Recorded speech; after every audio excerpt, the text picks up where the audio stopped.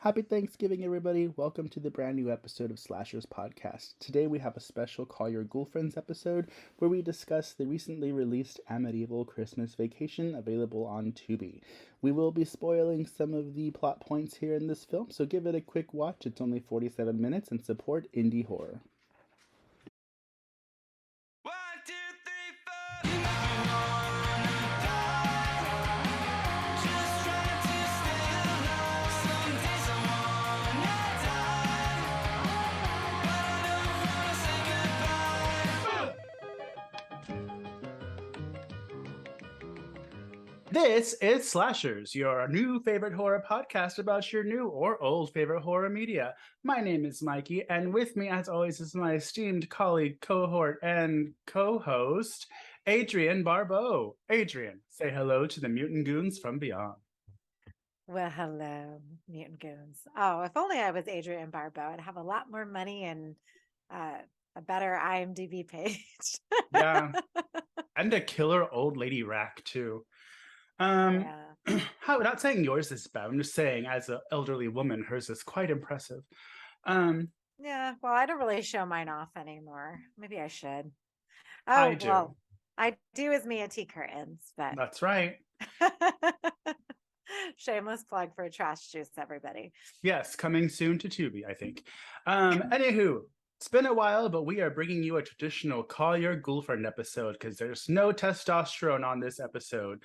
Da da da da! It's usually been me, Aid, or Micah, or me, Aid, or Austin, and I love them.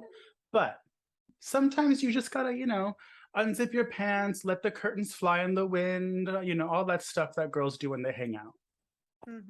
Yeah, I know. And sometimes, like, it's nice having straight white men on the show, but every now and again, it's nice just having my boo boo and knowing that we can just gab and talk shit and not have to feel some kind of way. So, yay. Exactly. So it is Thanksgiving. So happy Thanksgiving. Adrian, what are you doing on this wonderful festive day of thanks? Thanks. Well, Or what have you done? Because I know you already baked a bunch of shit.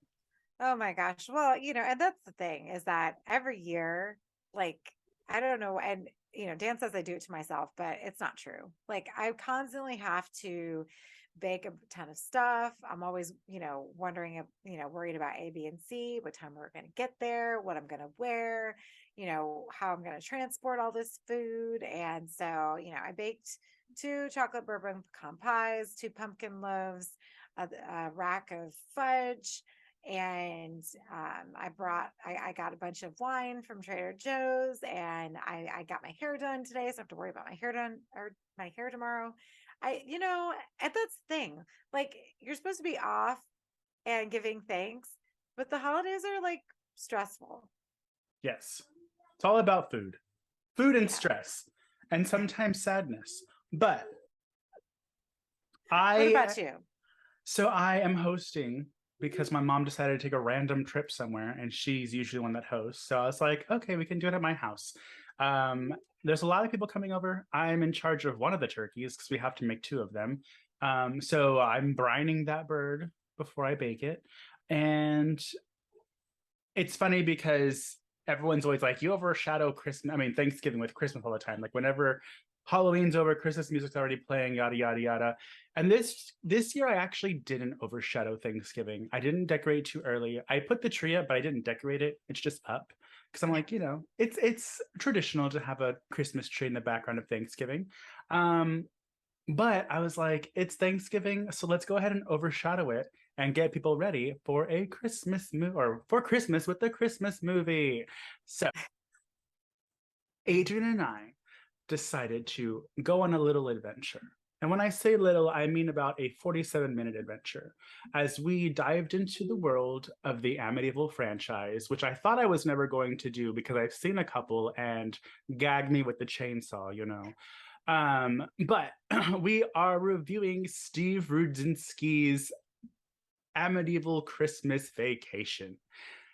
So apparently, and I didn't know this until recently, but there's so many Amityville things out there because I guess it's public domain. I And have no so idea. I don't either, or maybe it's just, I don't know, because they always it's always Amityville something. I literally found out today there's an Amityville poop something part 2, and it's about like a killer piece of shit in the Amityville house. I don't know. Mr. Hanky is running around killing people. That's what it looks like, honestly. But I've seen a couple of them and they're bad. And I know that our sister podcast, Damn That's Scary, reviewed Amityville Moon for their werewolf season, Yes. and they said it was terrible. So I was, but here's the thing. And they like a lot of shit, by the way. So if they Yeah. didn't like it, then Yeah. it's got to be bad. They're super into scat. But the thing is, I am a little biased because I have a small horror community crush on Mr. Steve Rudzinski because, Adrian, I made you watch a movie called Scream Park that he's in. And when I saw it, because that's one of my favorite movies, when I saw it, he's an actor, he was in it, and I was like, oh, he's cute. Then I realized that he was a filmmaker and he made Kara's Hell. Have you seen it? No, I've seen the movie. I think coming across Tubi, like I've seen the thumbnail for it, but I have not watched it now. Yeah, so he made a movie called Kara's Hell, which is about a killer horse from a carousel. And it's ridiculous, but and so I saw it and it's super ridiculous. It sounds, I mean, it's as ridiculous as it sounds, but it's just something about it is charming. So I was like, okay, let me give this Amityville Christmas Vacation a look-see, because from what I've seen from this director is he makes movies because he likes making movies, which to me, I don't care if your movie's about a killer piece of shit. If I have a good time watching it, then I have a good time watching it. And usually that happens when you watch movies from people that just enjoy making movies. So we popped this on Tubi. It said it was 47 minutes, I think, for around 47 minutes. And I was like, oh my God, I'm in heaven. Because as you guys know, I have big commitment issues, and we just reviewed People Under the Stairs, and my thing was like, it was a little too long, even though it was like normal movie length for like a good movie, but I was like, no, it's too long. So I was like, what can go wrong with 47 minutes? Let's go ahead and give it a whirl. And I was watching it. I wasn't bored, and I had to pause it to go to the bathroom, and there was only 10 minutes left, and I found myself being like, oh, it's almost over. So we'll go more in detail of what the movie is, but just to kind of back up a little bit, Steve Rudzinski, I'm sorry if I'm butchering your last name, by the way. Rudinsky.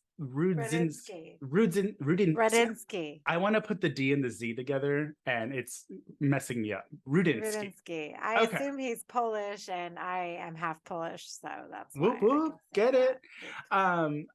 I didn't realize this until I was watching the movie, but Amityville Christmas Vacation, his character name, because he is the main actor in the film, he directed it, acted it, and he even shot some of the parts, which I was like, this is like a one-man show, but it's fine. His character's name is Wally Griswold, which is a clear callback to Christmas Vacation. But I've bought a collection of Blu-rays from him because he has like his own little video store called Steve Buster. It's kind of like Blockbuster because he likes to make movies, and so he actually has a website where you can go and you basically like pay a monthly fee and you have access to the catalog of all the movies he's made. So it's really cool.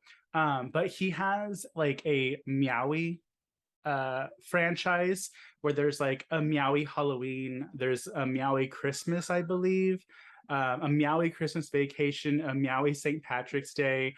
And so I have a collection of them that I haven't seen it, and they're all like 50-ish minutes. So I need to watch them. And I kind of put the pieces together because in the beginning he's talking to his cat, and I was like, is that the cat from the Meowie franchise? So it's cute, and it's fun. And so watching this movie, I realized that this character is a part of that franchise because he's the same character in all of them. He's Wally Griswold in all of the Meowie franchise. Okay. So I haven't seen the other ones yet, but I'm assuming he kind of acts the same, which when he was acting in this one, I don't know if you caught this or not, but he reminded me of the guy from what's that show about all the nerds? You know which one I'm talking about. Big Bang Big Bang Theory. Yeah, he acts kind of like the main guy. but like Like nicer. Leonard or oh, not Leonard. Jim Parsons, is that his name? Yeah, The Jim actor? Parsons. Yeah, Yeah. he kind of acts like him, but like if he was nice and friendly. um Sheldon Cooper. I Sheldon, don't know. I yeah. just had a brain fart. That's like my favorite show. And I'm like, oh, Sheldon.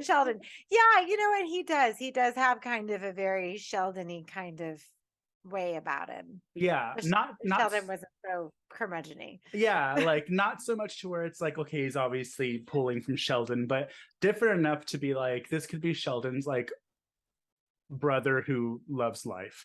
So Yeah, for sure.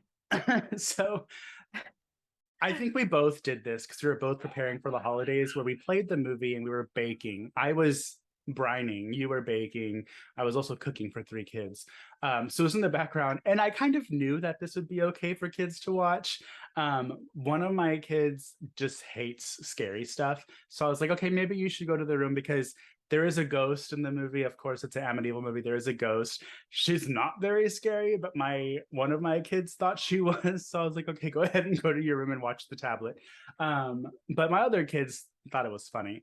So essentially, the movie is about Wally Griswold gets a letter that he won a stay at a bed and breakfast in Amityville. So he's like, "Oh, cool! I didn't enter anything, but let's go anyways." So you kind of get the idea of like how the movie's going to go because it's very, very comedic, very silly, and when he's packing and he's talking to his cat, he's talking to his rats.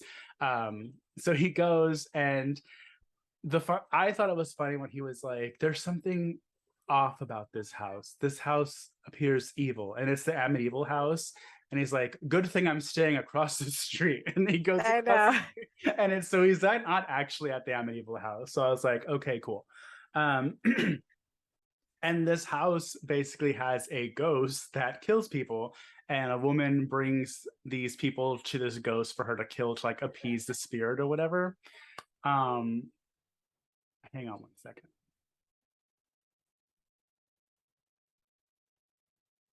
Well, Mikey is gone. I guess I can just chit chat. Yes.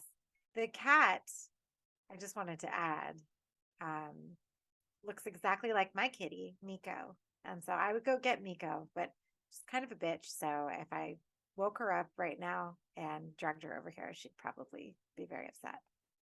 Who are you talking about? No, I was just saying that his cat looks like my cat. The Oh, same, the same Miko. pattern. Yeah, Miko. And she's sleeping in her little thing right now. And I could go get her and show the public. But as I said earlier, she's a curmudgeon.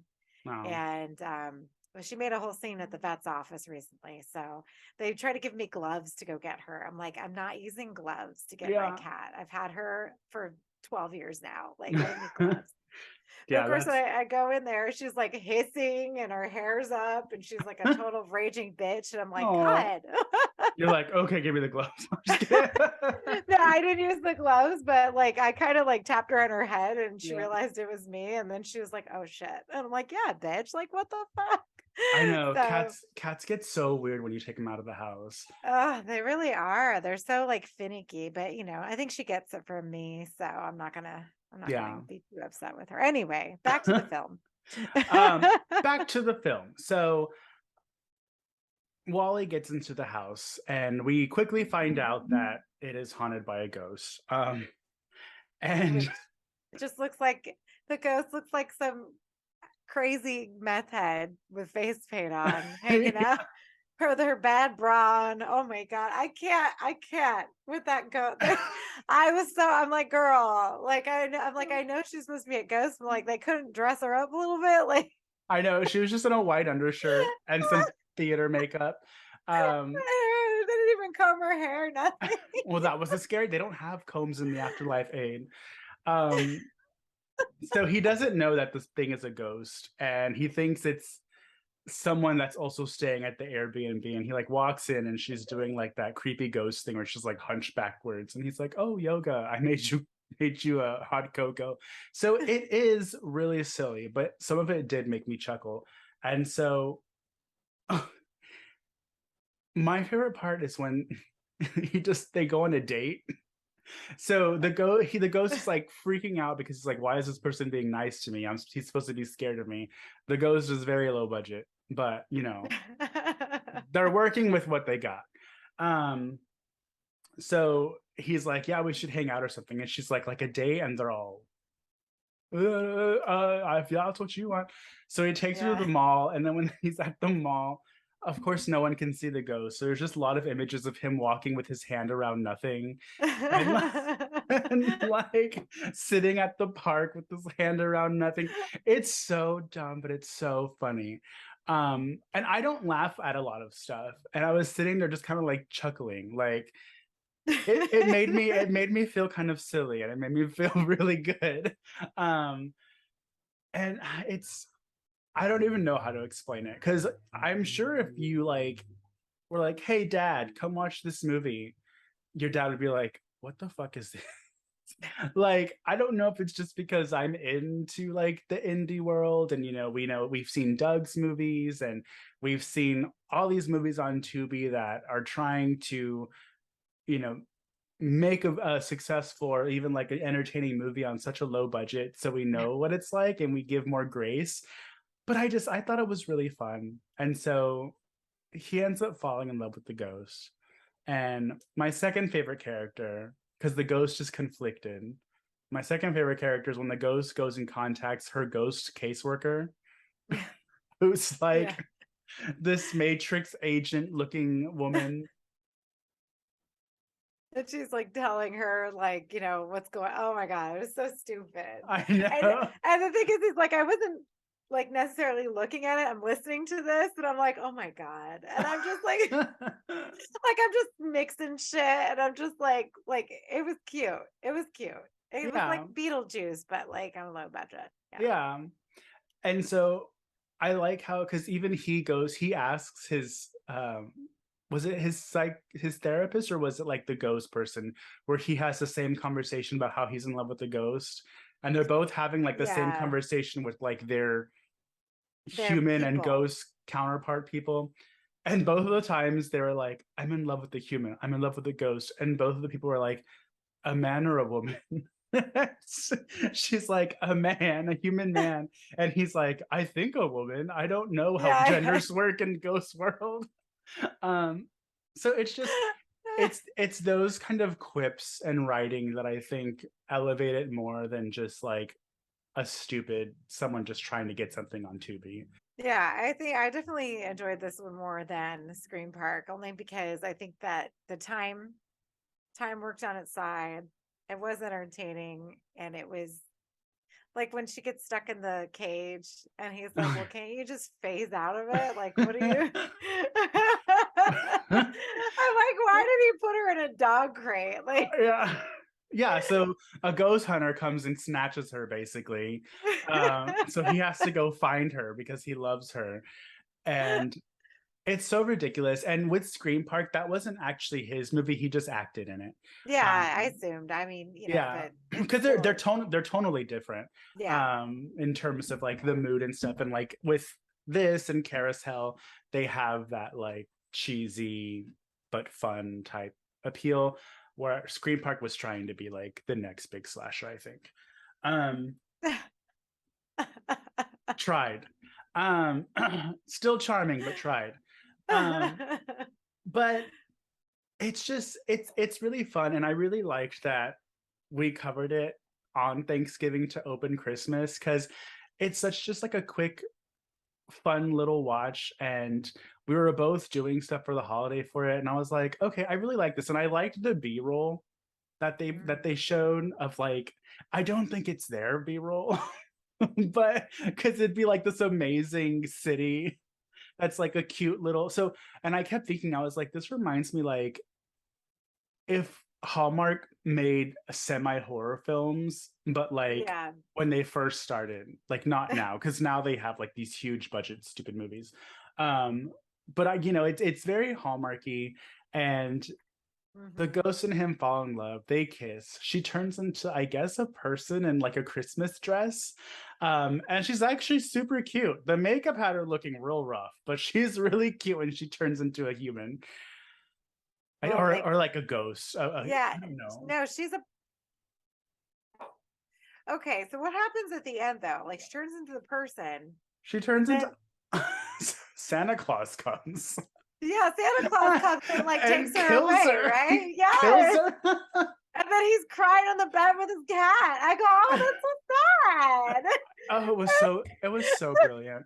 It was very trauma, like because the whole movie is like super sweet. Like even though it's Amityville, they don't try to get too scary or like too in the woods with like gross and gore.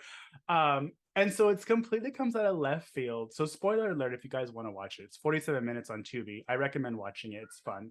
But It's a fun thing to have on in the background if you have people over and you're doing like a little party. Just put it on, and people are like, "What the hell is this?" yeah, and so I don't know. Maybe this is related to one of the other Meowie movies, but Santa Claus comes and he's like, "Don't worry, Wally, I got you," and he like vanishes the ghost, and he's like, "What? No!" He's like, "Don't worry, that one's on me. I got you." I Yeah. guess Santa thought he was being haunted, so he got rid of the ghost, and then she disappears forever, and poor Wally is left to cry in his bed with his cat, and as fucked up as the ending it was, I really appreciated it because it reminded me of like a trauma movie. Thing like you can't go wrong with this one because it's not even an hour long. Yeah. I think it's 57 minutes, honestly. Oh, is Because it? Let me see. well, yeah, look it up because the thing is when I was the first beginning of the movie happened and I went over because I had stuffed the pies in the oven. So before I worked on the next thing, I went and looked at the movie for a little bit and I saw like 5 minutes had gone by and there was only like 40 something minutes left. And I'm like, what the? I go, this is amazing. Like this is like I didn't even have to put it on now. I could have waited till I was done with everything and then watched it and still had time to, Yeah. but because Mikey asked me to do this last minute, everybody ends up which is fine because I'm like, whatever, we may as well do it. It's going to be a good time. And I'm happy that you had me watch it because it is a Christmas movie. And otherwise, I would have had Christmas Hallmark movies on. Oh, And the there's a good fucking segue. movie was, yes, exactly. The movie was on and over before I was even done with all of my baking today. And then I had nothing else to put on. I guess I could have put Hallmark on at that point, but I just put on Michael Bublé Christmas on Alexa and sang songs Well, to on myself. Tubi, it says it's 47 minutes. Oh, it is Um, 47. Okay. So yeah, maybe it's the 47 minutes. commercials that made it a little longer, like when you Mm, paused it. But but yeah, it was really fun. I'm gonna go and because I have the Blu-rays of the other Meowie ones, so I'm gonna go watch. And I think they're on Tubi also. Um, okay. so I really enjoyed it. I appreciated it for what it was. Um, there's not really much to say about it just because it was so short, but it's just a good time and it's fun. And I thought it was the perfect thing because we release an episode every Monday. And so I was like, let's do a holiday special. So on Thanksgiving, we're releasing an episode of a movie about Christmas because Yeah. everybody loves it when we overshadow Thanksgiving. But Well, it's a to good be way to fair, open Death December or whatever it's called. oh, Deadly December. Yeah, but you know what? I do have a lot of a couple of suggestions for Thanksgiving horror. Mhm. So if you don't want to overshadow Thanksgiving, you don't have to. There's Your Next, which is probably the most prolific one, right? Is the invitation's a Thanksgiving movie, right? Is it Thanksgiving that they I all go don't home to? I don't think so. I think the invitation is just if friends get together. Okay, well, not that one, but I was talking about a movie earlier today in the chat called Christie, and then Jason said it was a Lifetime movie. I don't know if it was a Lifetime movie, but it has the kid from Wolves is in it, and the chick from The Haunting of Molly Hartley. She's in a bunch of movies. That white girl, I forget her name. Um, I like her though. I should probably remember her name. I do like her, and the guy from Sinister, the cop from Sinister, so Mm. he's in it. And then some of the actors like that play the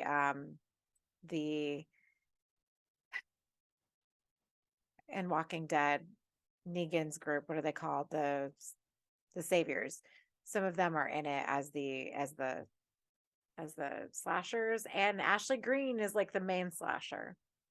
Yeah, I've seen it. It's really good. I love Um, that movie. I It's don't so good. I don't remember it being on Lifetime, and it seems like it may be a little inappropriate for Lifetime, like violence wise. Because I remember watching it on Netflix when it first came out. Yeah, it used to be on Netflix. It's now on Tubi. It's on Prime. You can watch it on Pluto for free. So you can watch it for free still on different platforms. But I think it's probably one of my most favorite Thanksgiving horror movies, only because it really does feel very Thanksgiving-y, right? Yeah, Is that a word? I don't know. It just because, everyone's good at packing up because you remember you were in college when people go home for break and all that stuff. Like, yeah. and it was nostalgic for me, especially like being back in college and, like if your boyfriend was from a different city and then they left and you had to deal with all that, and you went to San Diego, didn't you? So, Hmm. okay. So then yeah. So, okay. Yeah. Christie's really good. My favorite is always Thanksgiving, just because it's fun and cheesy, and that's what I like. Um, but also there is a Into the Dark on Hulu episode, or it's weird to call them episodes because they're a full movie length. But there's an Yeah. entry called, I think, Flesh and Blood. That one takes place on Thanksgiving, and it's pretty good. Oh, that's cool. I mean, I Yeah. know that there's more, but off the top of my head, that's really, I mean, there's a lot of Thanksgiving horror that you guys could get into if you really wanted to. It's just it's just sad because yeah, Christmas always kind of steamrolls everything. Yeah. But I think it's because we're just ready for the holidays to come. We're ready to have that time off and we're ready to just, celebrate and just, you know, kick this year to the curb. But also, I feel like Thanksgiving is getting well, it's always kind of had like a controversial reputation because of what they tried to make it versus what it actually was, and then what it turned into. Because I feel like when I was young, they tried to be like, oh, this is when we made friends with what they thought were Indians. And we had a big feast. And then we grew up and we were like, oh, that's not actually really what happened.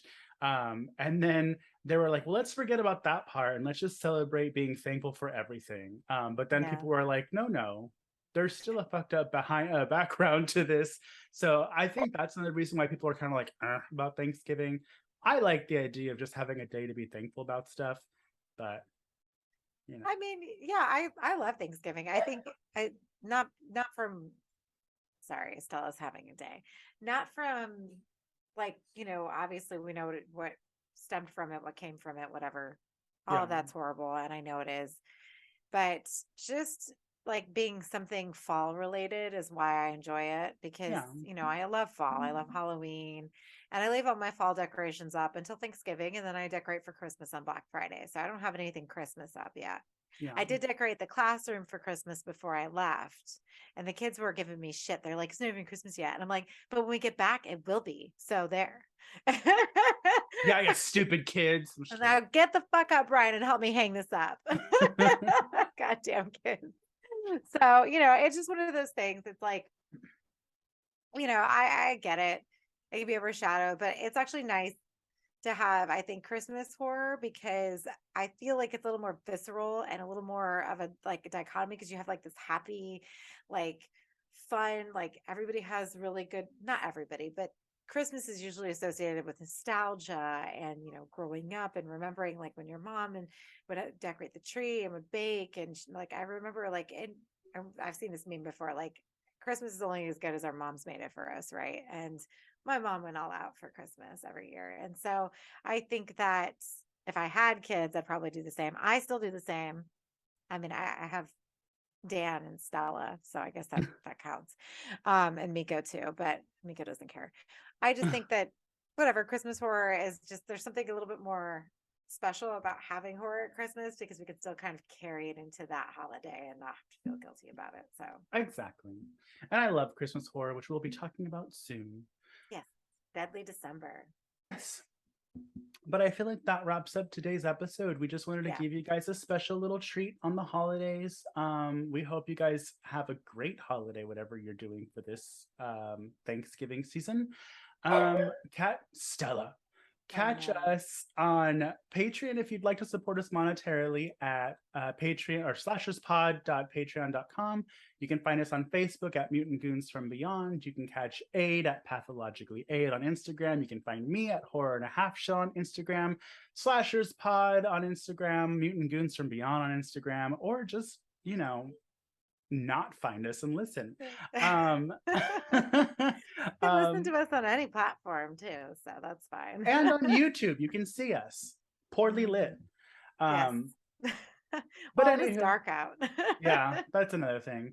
But we do love you guys, and we love making special episodes for you. So on behalf of Adrian and I and the Call Your Ghoul Friends staff, our camera crew, our mic sound crew and everything, happy holidays, and we'll see y'all soon. Goodbye and good day. Be safe.